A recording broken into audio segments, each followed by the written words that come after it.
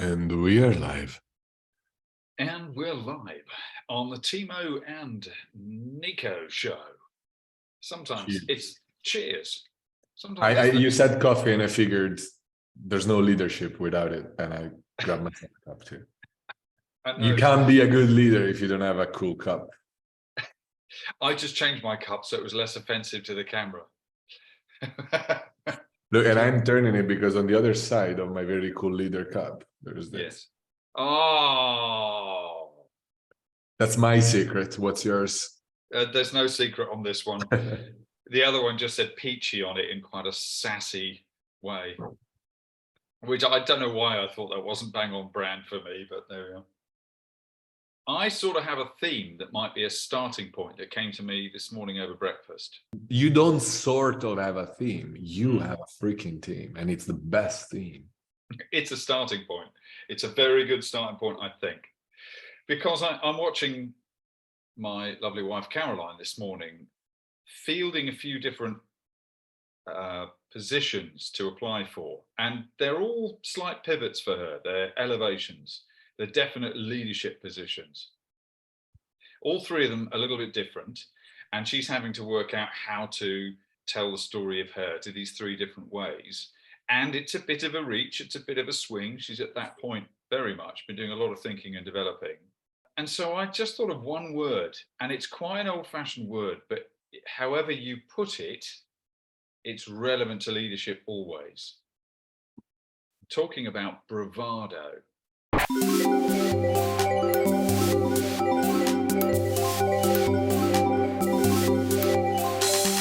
Bravado. Quite the word. It's quite the word, isn't it? But it's quite a masculine sounding word. It's an old-fashioned word in many ways. But you have to deploy some sort of theatre, game face, whatever you want to call it, in order to lead and embody leadership so that people are at their ease. Where does that fit, I wonder, in a healthy leadership life? Okay, I think boldness. I think willingness to take risks. But you were talking about kind of putting on a ship, representing something I don't have. Well, that's the discussion point, isn't it? Is it about representing something you don't have, faking it? Is it about simply embodying the role so that you feel it? Yeah, like let's see what the dictionary has to say. Right, so a bold manner or a show of boldness intended to impress or intimidate. That's an interesting last word. Ooh. Yeah. And then another one says an almost over-the-top amount of courage. An almost over-the-top amount of courage. Just quite there. Almost. Too much. Too much. Almost. I love that. But it can also be used to mean a false show of bravery. So we're getting, I think that's we end with the Cambridge Dictionary, which tell us a show of courage, especially when unnecessary and dangerous, to make people admire you.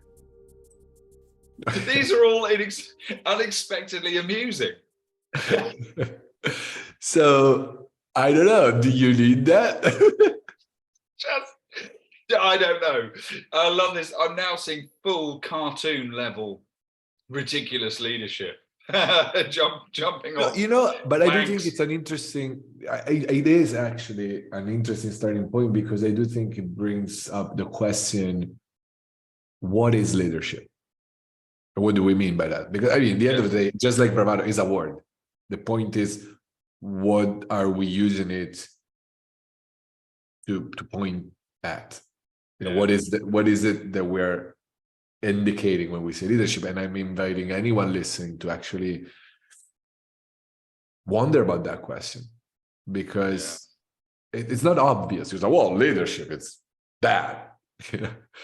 And take a moment. What do you need? What do you mean by leadership? because we find, because it could be in the character, right? The people like, we can use leadership to define, I don't know, charisma and the ability of somehow influence people and whatever. It could be a role as simple as, well, it's just a job like another, and my job is to take other people and bring them, lead them somewhere. It could be how effective I am in that. So I'm a good leader if I bring them, or it's also used often as getting the most out of your people, right? Yeah, you know what you make me think there is where the word leadership is akin to the word success.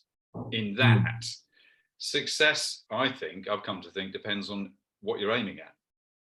What were you trying to do? That's the way you can measure whether you were successful or not. It isn't an objective fixed point. And in that sense, so is leadership. What are the objectives of your role in a particular context?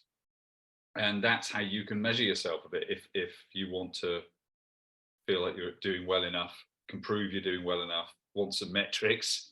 What is the aim of your particular leadership role? That's a good starting point, I think. Yeah, I love that, and I super agree. And I think it's such the kind of questions like, hey, what is this? It's in my experience one of the most powerful and least asked question in any field.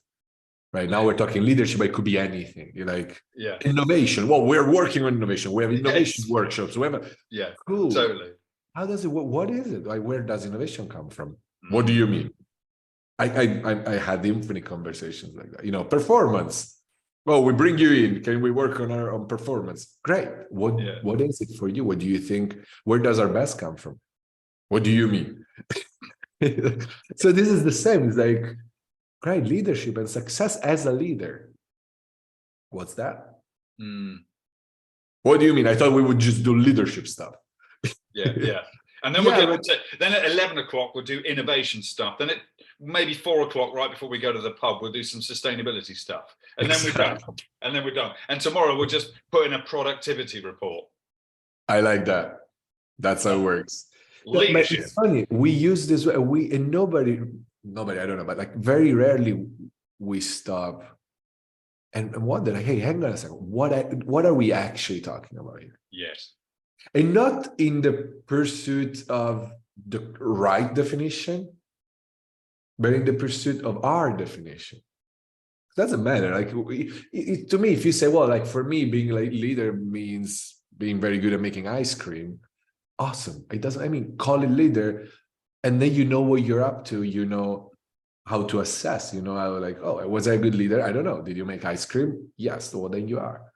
Like, that sounds pretty universal to me. That's a pretty universal test of good leadership. Did you make ice cream? Yes, I did. Well, then you're clearly a good leader. but it is true. And the question. So why did this got prompted by Bravado and what you were saying? Is because I think that, in a way, almost dichotomy between some definitions pointing at the faking, the almost putting up this face even when it's not necessary, like in a way does speak to an old school way of thinking about leadership. It does. Right? Leader is the one who looks a certain way, as looks as in acts and is pursued, right? So, and then if you look at all the leadership training that tells you what words to use, how to speak, that's actually training that is bringing you in that direction. So, it doesn't matter who you are and what you actually want to say, but like, here's how a leader speaks. Here's how a leader acts. Here's how a leader deals with this situation. And here's how a leader deals with that situation. So we have all these recipes, right? So there is the big leadership cookbook. And you're like, oh, okay, well, let me see. I have this situation. Okay, page 17. Okay, here's what I'm supposed to do. So we are impersonating a role. I love that. Just to jump in, we are going to have to jump, my friend, jump. I always take the lead.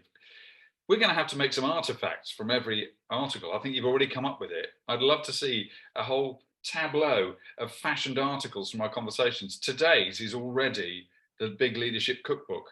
I want to see that as a prop in the background. That would be really good. That's amazing. Oh, just look at today's recipe. Ah, yes, bravado. Four tablespoonfuls of bravado. Look, I want to ask. I love that image. I want to ask you, as a man with many stories, who's had impulse to try many things, learning by doing quickly.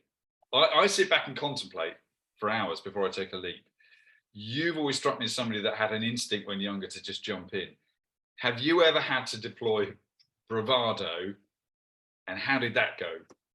I certainly did, but not when I did good things. I definitely felt like I had to in the past, like, oh, well, you can't go into this meeting without acting like I got it all figured out and whatever.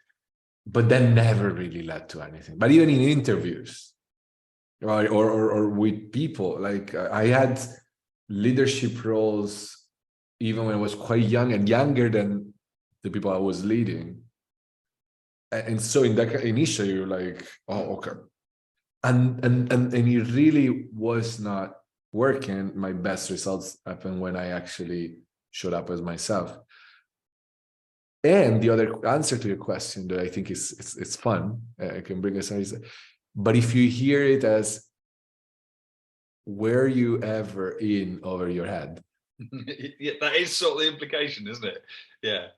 Yes, and that is when I did bring out the best in me. Ooh.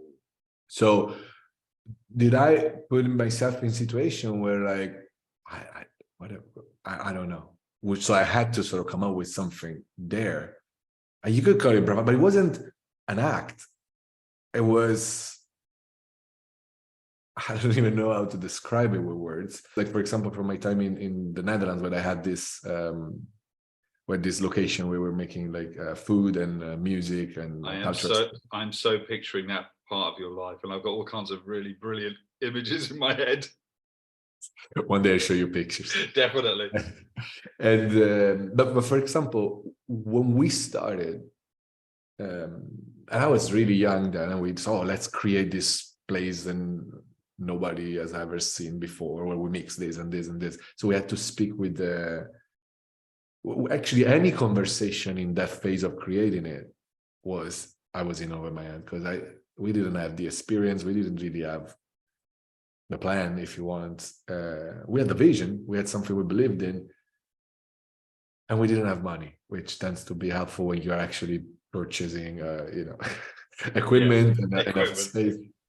And in those conversations, I remember, for example, I think this could exemplify. So I was talking with the landlord of the space, and the space was, the rent was something like 4,000 euros a month. Our budget was 9 euros in total. And the guy wanted, yeah, and then I'm not making up the numbers. And the guy wanted 6-month deposit in advance. Right. So here I am sitting, and I don't know, 22, I don't know. Here I'm sitting with this, like, I had many locations, like this kind of like seasoned businessman, and it was me and my buddy were sitting there making our case. And he's like, so guys, and I'll need, a 24,000 euros deposit to kind of get the keys. And in that moment, I hear myself answer, because I had, what am I going to answer? Like, I don't know. It was quite obvious to me that saying like, hey, listen, we actually only have 9 euros wouldn't have worked. But I said, hey, we could find the 24,000 and give them to you. But I'm imagining that you want us to succeed, because at the end of the day, you win if we stay in the space for long. Okay, if we fail in 6 months, there's no point. And having, not that we don't have it, but having this extra 24,000 in the bank will give us more power. We're negotiating with different suppliers, and will make it easier for us to set up the business in a way that can succeed. So I do think it's actually in both our interests to not do that. In fact, I think the first 2 months they should be rent-free, so that we can. And he was like, "Oh, good point. Okay." And that's how we started. Okay. And you negotiated that at 22. That just came to you in flow. Yeah, but that's so key. It wasn't an act. It wasn't like, "Oh yeah, let me pretend I'm a cool, smart business." Also, because what was I supposed to pretend? There's like, I had the beard already, but still 22. It wasn't negotiating as we always often mean it, as in manipulating the conversation. I'm gonna lie to you here, and it was being in over my head, so that it never looked to me like a plausible idea to find answers in my intellect.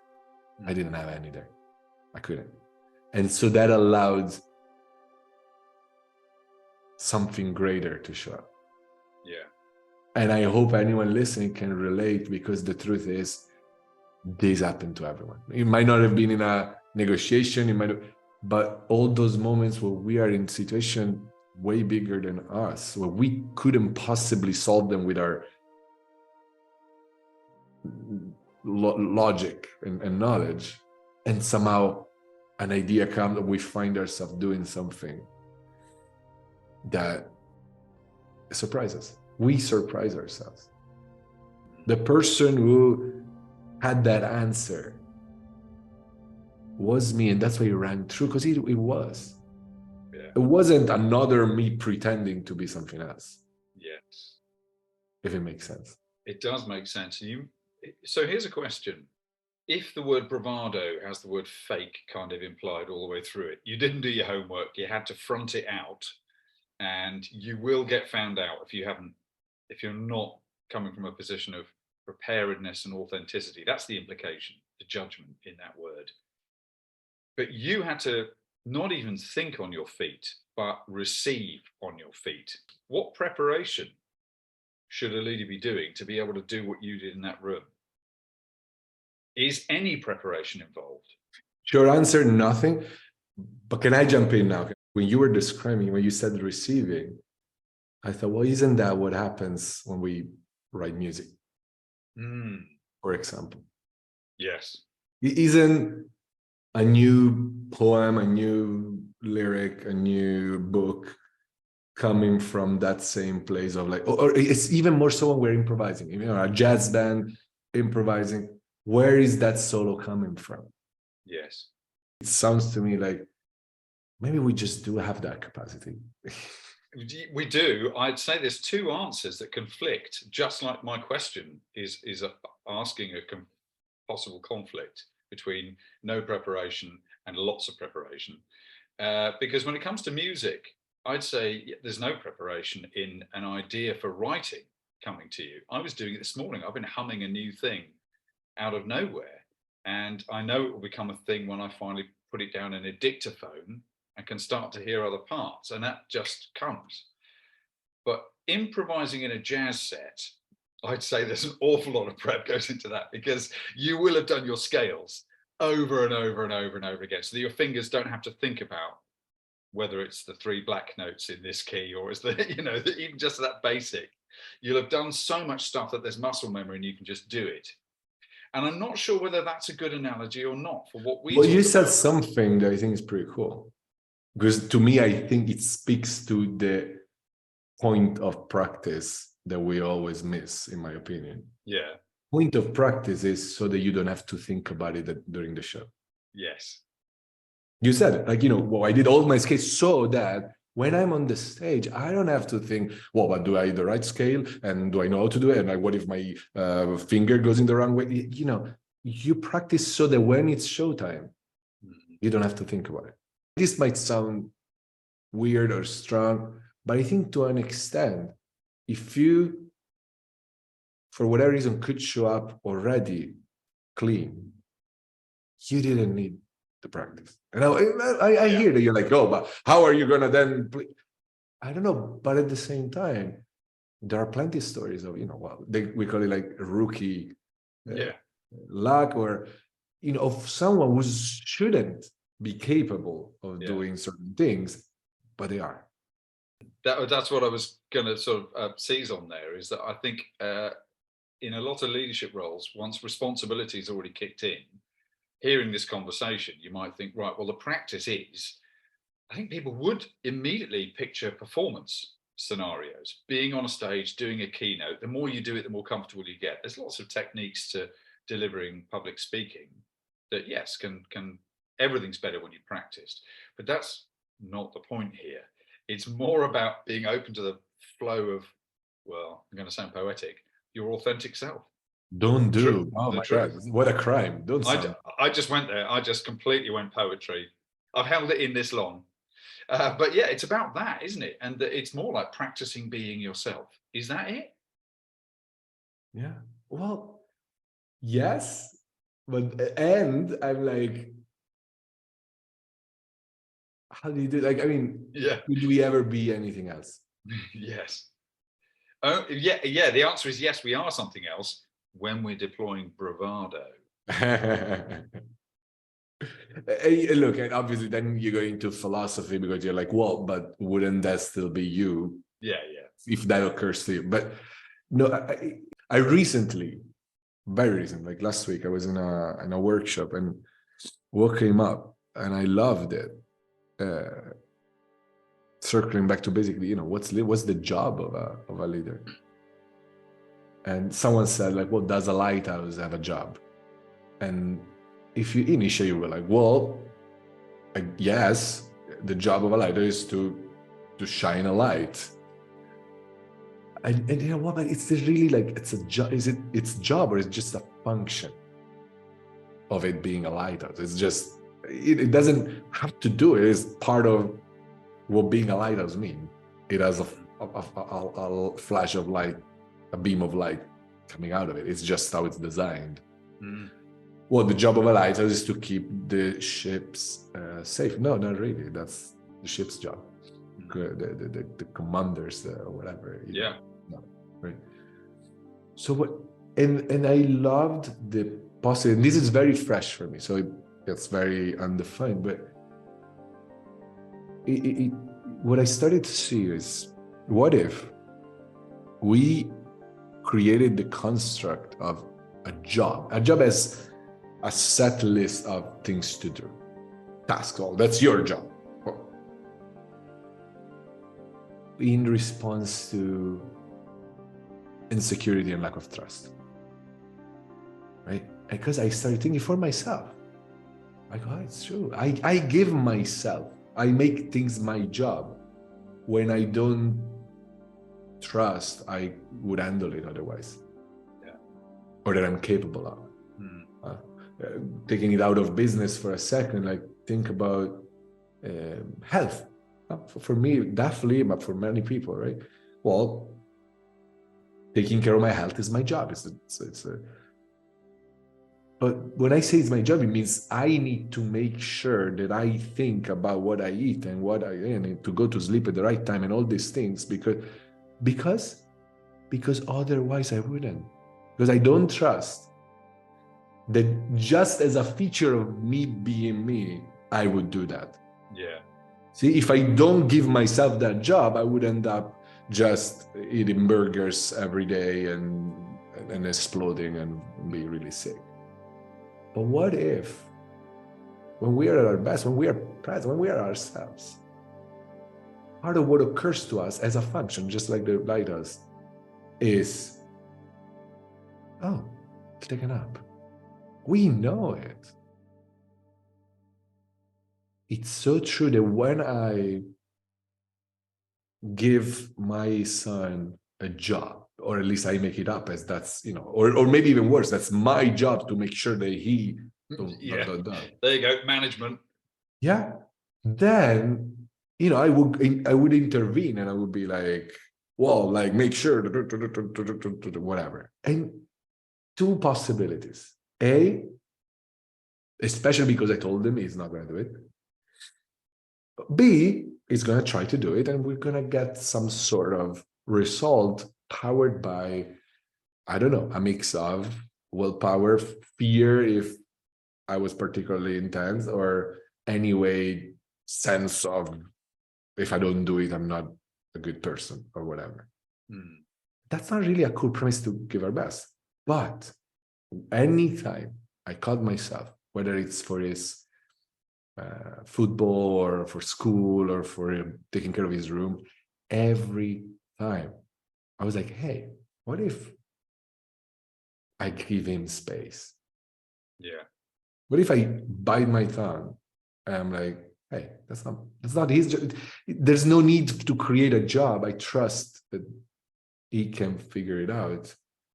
Anytime it happened, eventually he took care of that thing, but he did it infinitely better because it was coming from a real nudge, a real drive, real presence from him and not external. There's an interesting challenge there as well as think about parenthood. In the one sense, when I hear parenthood, I actually think of the stages of human development, where we, from child to adult to parenthood, it's a state of being, from being able to be in some sort of command of yourself as an adult stage, to using your strength where you can, knowing yourself enough to help others. That's like a parent psychology, isn't it? Whether you have your own children or not. That stage is a good place to be, well, it's the place to be in as a leader, rather than I'm just here for me. But also, I wonder how many leaders do think, right, well, I'm the daddy, I'm the mummy here. These kids need to be, they need to snap into alignment with me.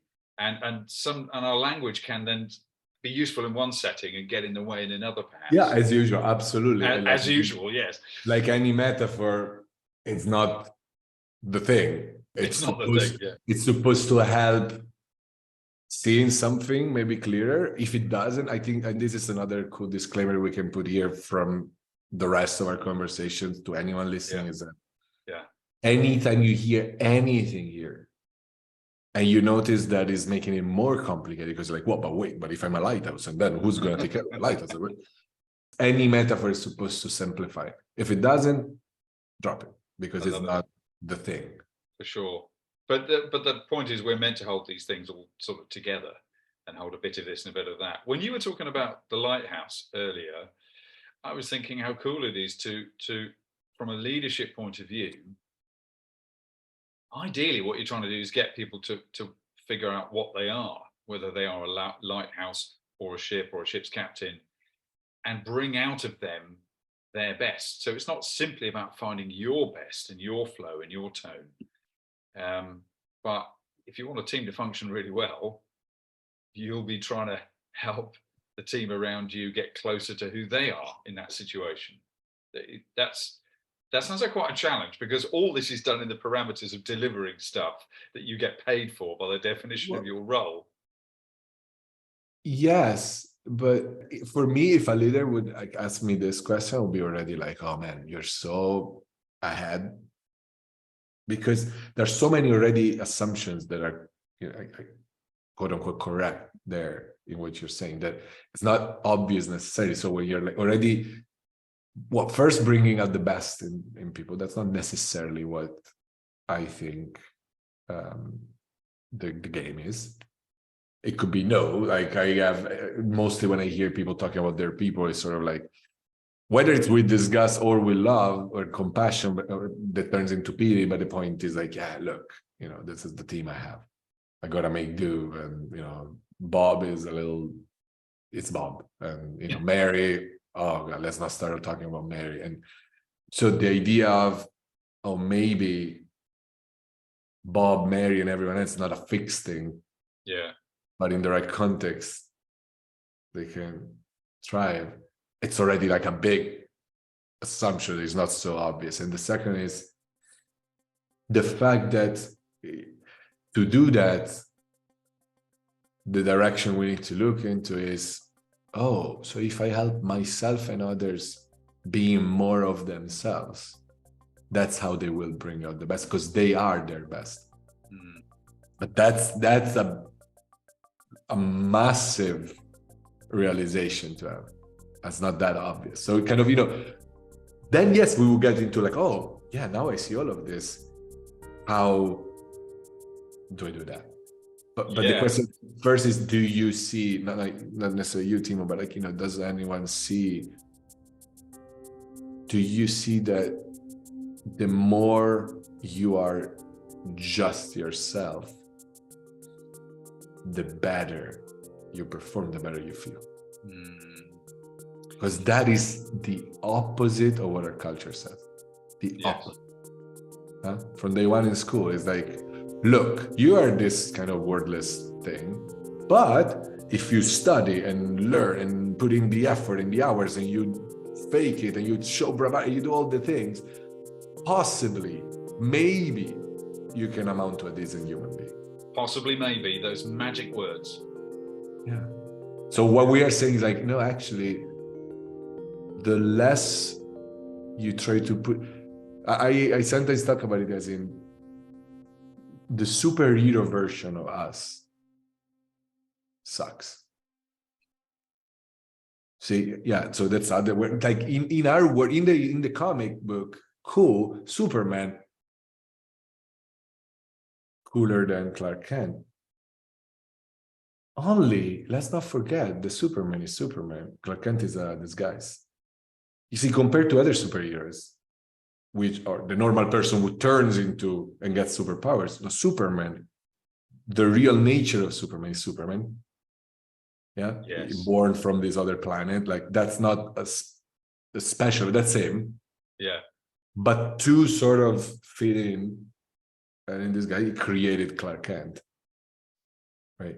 It's kind of like that. The problem is that we forgot that we are Superman who created Clark Kent. We believe we are Clark Kent, and therefore, as Clark Kent, we try to get strategies on how to like fight monsters.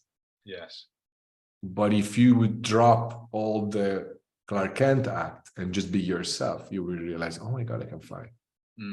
Clark Kent already is a made up version, and then we try to put a cape on Clark Kent. It doesn't make sense.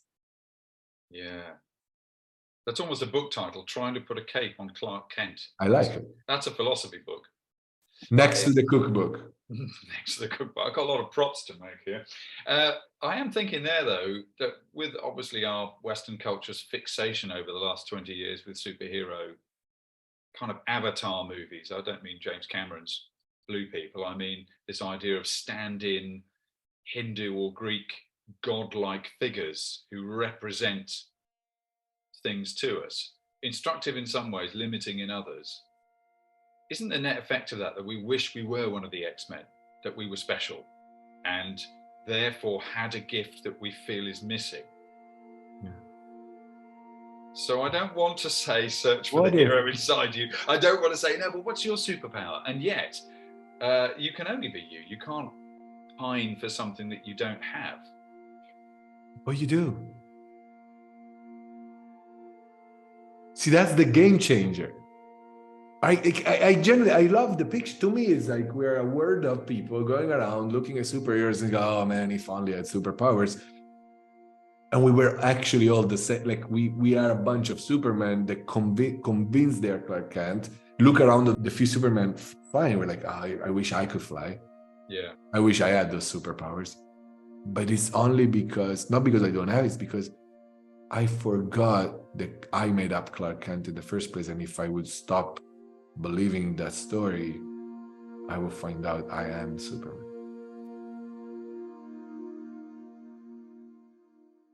I think the radical point is that I think also responds to it goes back to the bravado in some sorts, is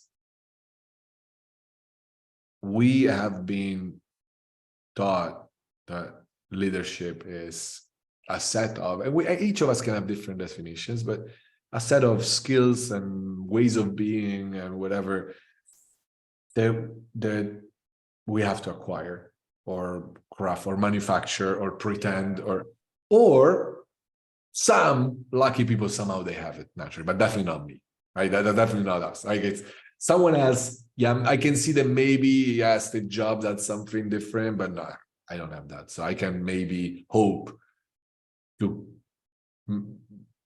make an imitation, a bad imitation of that. Yeah. And so we have a lot of leadership courses and books selling us better or worse ways to imitate, to kind of manufacture.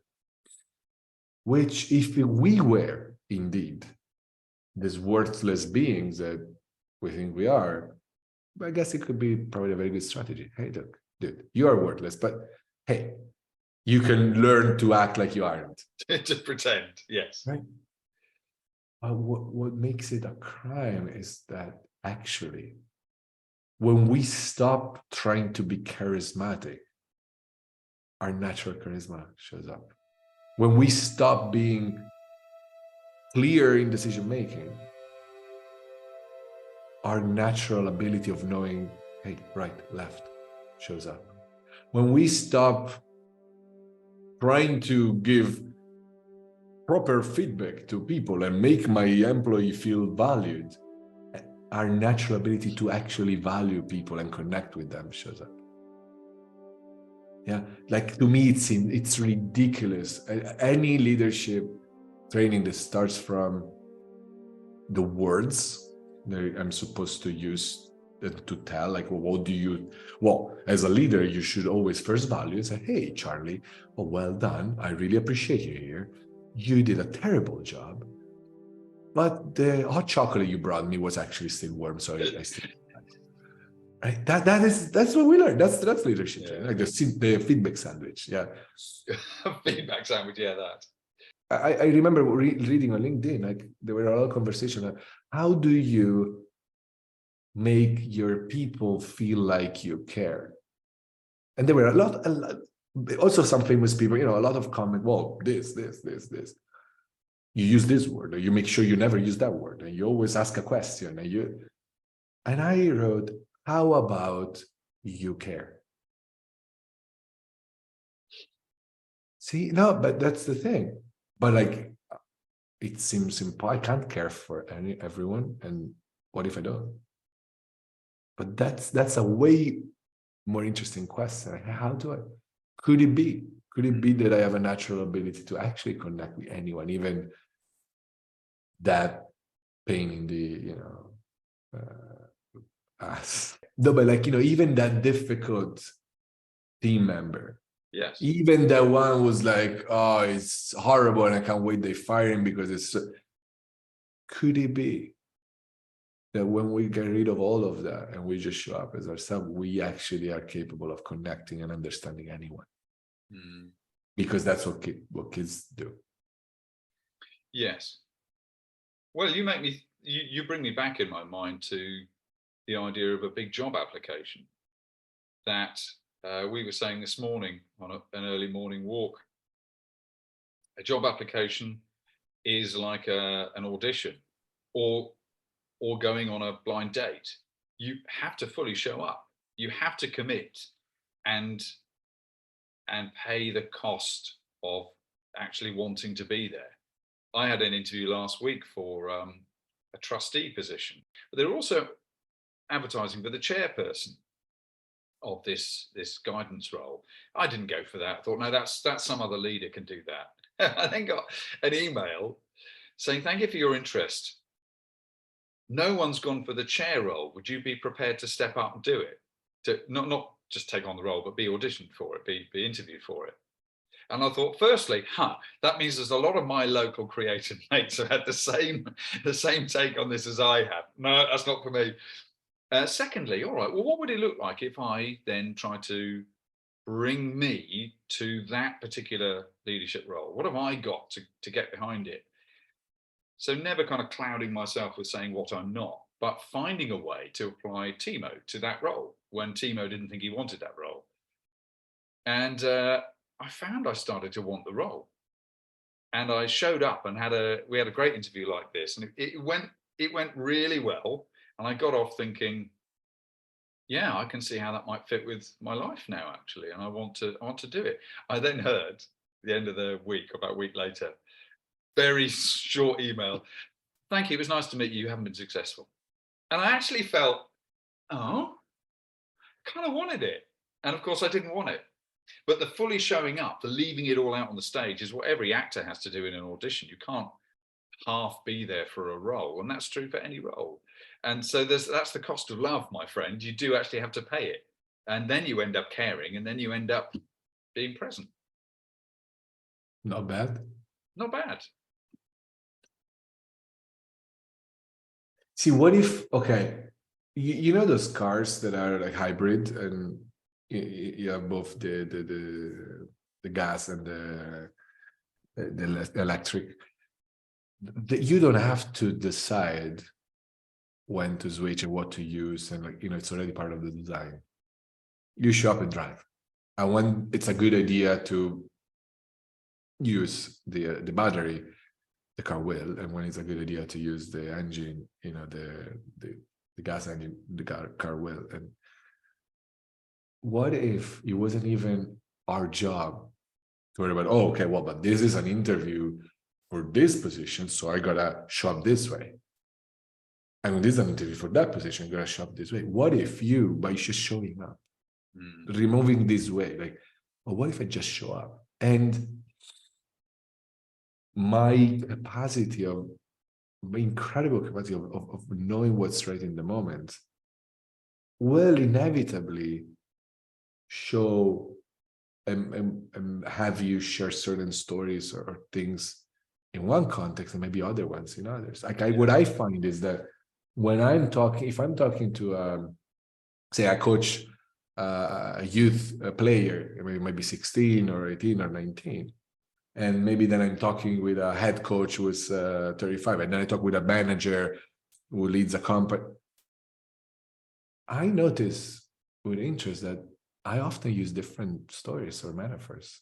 If I'm using with an athlete, I would talk about, I would use the pitch a lot, right? Like I would refer to his experience of, or her experience of being an athlete. And when I talk to a manager, like, but none of that looks like it's my job. Like, oh, well, okay, well, but next call is with, you see, now I'm showing up, I'm recording similar kind of conversations about performance with someone else. But it's like, oh, okay, but this is about leadership. So let me show up knowing this is about leadership and therefore bringing my leadership knowledge. And in the other one, let me bring, I'm noticing with interest that I'm saying different things here than in the other one. But what I'm doing is the same. I'm showing up. Yeah. Because I know that part of the features, not the tasks, part of my features is if I am present, if I'm not reading from a script, I will say things that make sense. I will have the tact if I'm in a certain conversation to maybe not say something, and I will say it in another case. That's why recipes don't work.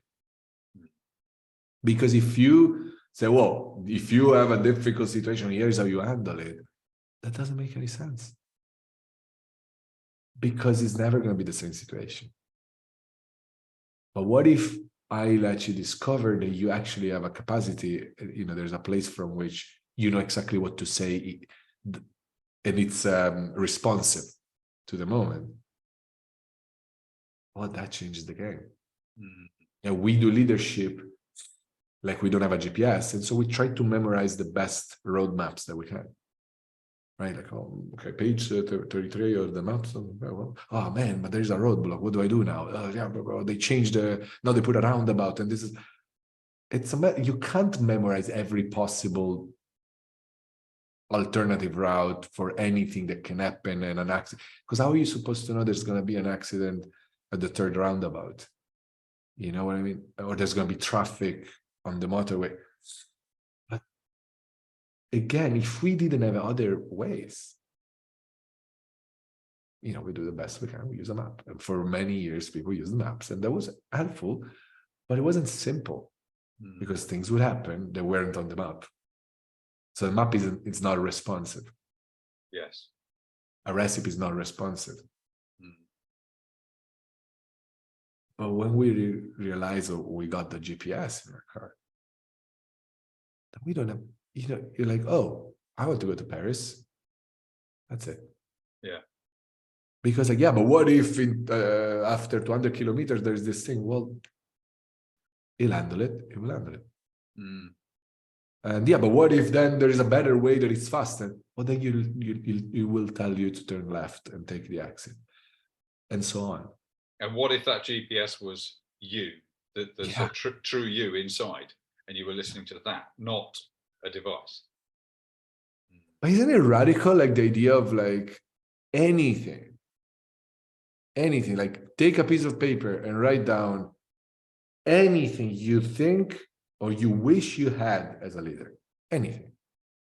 Take whatever. People might write, oh, decision making, charisma, courage, well-being, stress management, whatever you think. Wouldn't it be incredible to find out that all of those things were actually natural features of how we work? But because we don't know, we look for imitations of them elsewhere. That's what it looks like. Boldness is not something you do. Bravado is not like, oh, let me act like, no, you show up. And if what's called for is like, like, man, I didn't expect to say that thing. Whoa, where did that come from? Because it will. I think there's an illustrative advantage that we have that we're using here is us being in the arts. And I don't mean because we have bravado, because we're actors, because we can put on a show. It's the fact that I find as a creative person, it's like I can get to sort of walk as a designer and as a presenter, an interviewer. I, like you do very similar roles. You get to walk into different worlds and all you've got is yourself and any research and your ability to listen and perceive what's going on in real time. That's something that I find I'm very comfortable with because I've been doing it my whole life in one way or another. It's a little cheat code that I find the arts has given me my whole life. And I've come round to understanding what that cheat code is. And it's not a cheat, it's just I've been doing it and now I understand what it is that anybody can do and why the arts is that thinking like an artist isn't really about art at all. It's about human beings. Yes. Yes, you, my friend, wrote a book about human beings. I literally did. It's sitting on the shelf there, whole book. But now we've got this far through episode 1 before I have mentioned Star Trek. And so I'm going to mention Star Trek. Why? Because we happened to watch before bed last night an old episode of The Next Generation that is talked about by Trekkers a lot. It's 30 years old, this episode, more. And we mostly, Caroline and I watch it because it's one long exercise in leadership training, Star Trek The Next Generation. I love it. And there's an episode where somebody's given command of the Enterprise and Picard, beloved Captain Picard, is assigned to do something cool and off the show. And this Captain Jellicoe is given command of the Enterprise, flagship of Starfleet, with a very particular job in mind. And when he comes in, he instantly ruffles feathers. And the traditional view of this captain is he's a bit of a dickhead and he doesn't listen to his staff. And nobody likes him like they like Picard. But the debate is that Jellicoe has a very particular singular job to do. And that's to prepare for a war or a particular conflict with the Cardassians. So he's got them in his head and he's got one job. And it's an interesting example of the compromises of leadership, where Picard's natural style is to surround himself with different opinions, make sure everyone's heard, but make sure they're good opinions, and then pick a strategy and make a decision. All very calmly, everybody loves it. In this instance, no longer are they just cruising around dealing with diplomatic incidents. There's one job to do, and Jellicoe's there to do it. And he upsets everybody because he doesn't care about what they think. He just wants to get this done. Now, there's a very instructive scene when Jellicoe started negotiations with the Cardassians, and Deanna Troi and the first officer Will come out, and he's just played a part, been all kind of to like show strength, and he's then grinning about, look, we just showed them some strength. Jellicoe walks off, says, we'll leave them for a minute, and Will turns to Deanna and says, well, I'll give him this. He's got courage. And she says, looking very worried, no, he doesn't.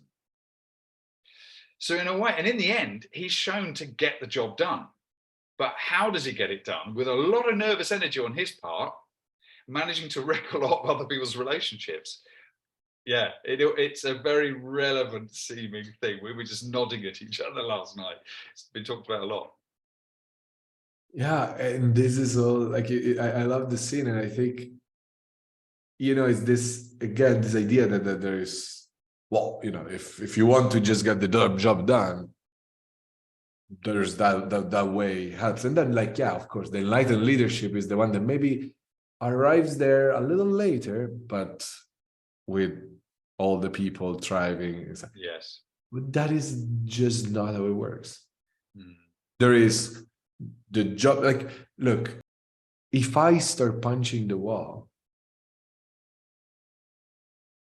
and I have my people keep punching the same wall, we all punch, probably we'll manage to get through eventually with all our hands broken and stuff. But what we don't know is that there was a door. Right? So we could have gone the other way, just through the door, faster, better. But as long as I don't see the door, I am gonna take all the broken hands and the shipwrecks I leave behind as the price to pay for leadership. Is the price to pay to getting the job done. Is the price to pay for success. Yeah, because that's all I saw. Like all my life, everyone around me, the only way to get through another room was to punch the wall. Yeah.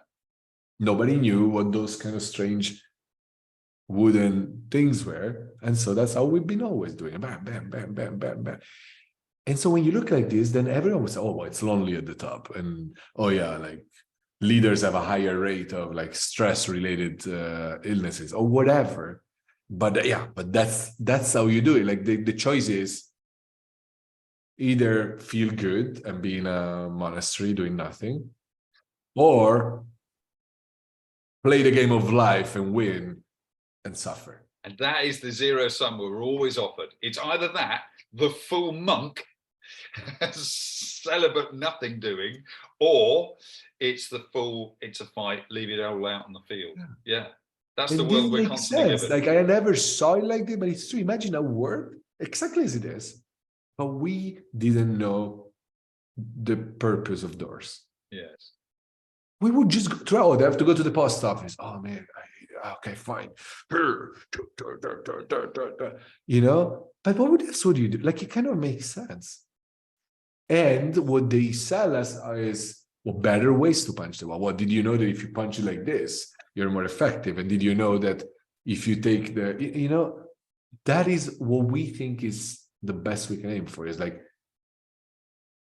better ways to punch walls. Better ways to punch walls workshop. Yes. That is what leadership is. Yeah. It's like, hey, look, given that leadership, if you really want to achieve success, is, and then there are different styles. Well, there is the enlightened leader who punches wall while caressing his friends.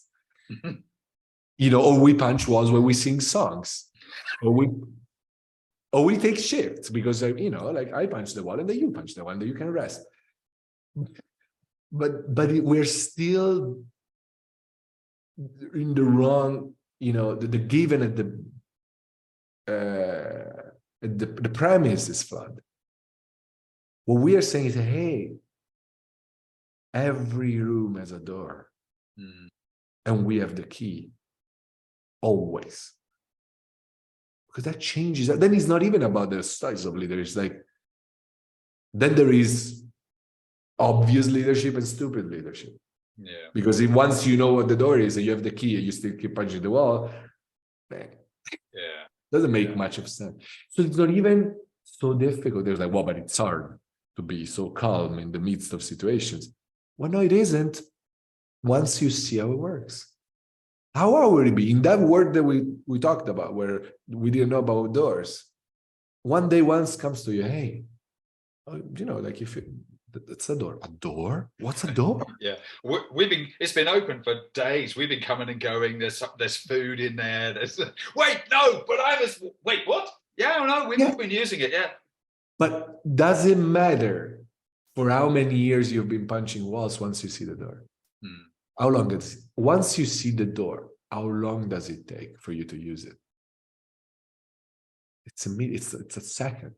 It doesn't matter. Yeah, but like the culture of leadership is 50 years that we've been doing things. It doesn't matter.